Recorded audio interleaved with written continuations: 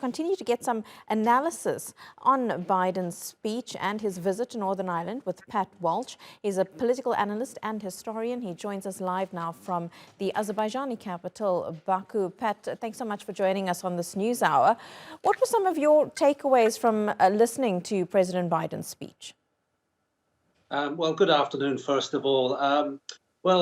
This was really a sort of great achievement for America, actually one of the best achievements for the United States over the last generation, because they put their weight behind the peace process, particularly President Clinton and, as President Biden mentioned, Senator George Mitchell. And they really did the hard work when things needed a push.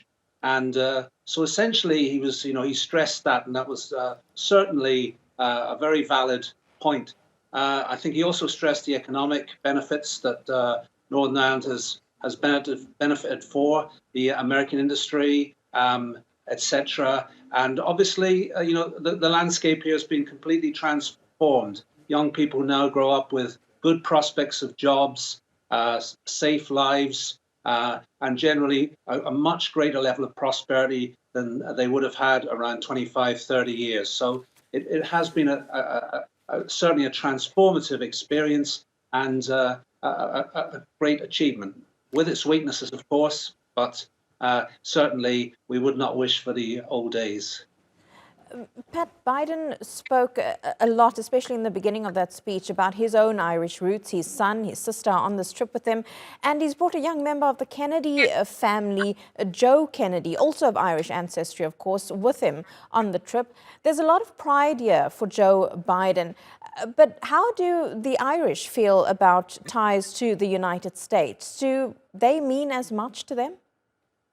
Well, the Irish have always utilized the Irish Americans. They've been very important allies to us throughout history.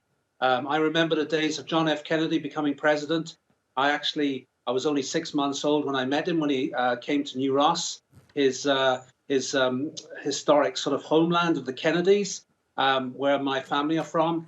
And, since the days of John F. Kennedy, where every house had a picture of JFK next to the Sacred Heart on their walls, it's been a constant mining of the American connection, because historically, as I said, the Irish Americans, particularly in the Senate, were of great help to Ireland, and that we have always tried to foster links with them, both politically and economically. But that close connection that Biden has with Ireland, is that likely to cause him a problem with Northern Ireland's unionist leaders? To an extent, yes. I saw one of the unionist leaders tweeting earlier on something derogatory about President Biden. Definitely he's seen as a more nationalist Catholic Irishman rather than a unionist. He did emphasize, I noticed in his speech, his connections both with Britain, which are of course, also there. And he also emphasized the role of the Ulster Scots, the Protestant community in Northern Ireland, in building the United States, which was a very, very important thing for the development of United States democracy and its political system. Pat Walsh, really appreciate your analysis. Thank you so much for your time.